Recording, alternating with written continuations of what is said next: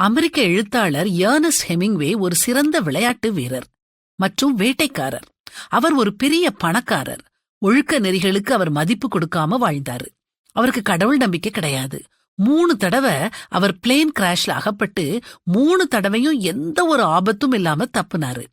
இத மாதிரி அவர் எழுதும் கதைகள்ல வரும் கதாநாயகர்களும் பல வீர தீர செயல்களை செய்து மிகவும் ஆபத்தான காலங்களிலும் மிக நேர்த்தியா செயல்படுவாங்க. 1961 வருஷத்துல டாக்டர் அவருக்கு கேன்சர் இருப்பதா சொன்னாரு. அவர் வாழ்க்கையில அவருடைய தைரியத்தை வெளிப்படுத்தும் ஒரு வாய்ப்பு அவருக்கு கிடைச்சது. ஆனா அவர் என்ன செஞ்சாரு தெரியுமா? தன்னுடைய துப்பாக்கிய வச்சு தன்னையே சுட்டுக்கிட்டாரு. அவருக்கு அந்த துன்பத்தை தாங்கும் சக்தி இல்ல. தன்னைத்தானே தைரியசாலின்னு சொல்லிக்கிட்டு இருந்த அவருக்கு ஒரு நோய் வந்த உடனே எவ்வளவு கோழைத்தனமா ஒரு முடிவெடுத்தாரு பாருங்க. கடவுள் நம்பிக்கை இல்லாதவங்க வாழ்க்கையின் முடிவை பாத்தீங்களா? நம்முடைய வாழ்க்கைங்கிற படகு புயல்ல மாட்டி சிக்கிறதுக்கு முன்னால கடவுள் நமக்கு ஒரு எச்சரிக்கை மணி அடிக்கலாம். அந்த நேரத்தை நாம பயன்படுத்திக்கிடணும்.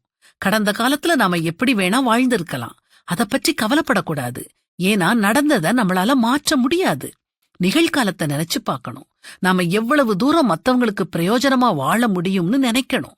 நம்முடைய வார்த்தைகள் மூலமா, நம்முடைய செய்கைகள் மூலமா நாம தினமும் எத்தனை பேருக்கு உற்சாகம் கொடுக்கலாம், ஆறுதல் சொல்லலாம், உதவி செய்யலாம்னு யோசிக்கணும். மத்தவங்களுக்கு முன்னால ஒரு முன்மாதிரியான வாழ்க்கை வாழலாமே. எர்னஸ்ட் ஹெமிங்வே தன்னுடைய கதாநாயகர்களை வீர தீர செயல்களை செய்ய வச்சாரு. எல்லாம் கதைகள்ல தான். ஆனா நிஜ வாழ்க்கையில அவருக்கு கஷ்டம் வந்தப்போ ஒரு கோழையா மாறிட்டாரே. கடவுள் பக்தி இருந்தா நாம இப்படி கோழைகளா மாற மாட்டோம். நம்முடைய வாழ்க்கையில எந்த புயல் அடிச்சாலும் நாம அதை தைரியமா எதிர்கொள்ளுவோம். மன அமைதியோட வாழுவோம். கர்த்தர் தாமே உமக்கு முன்பாக போகிறவர்.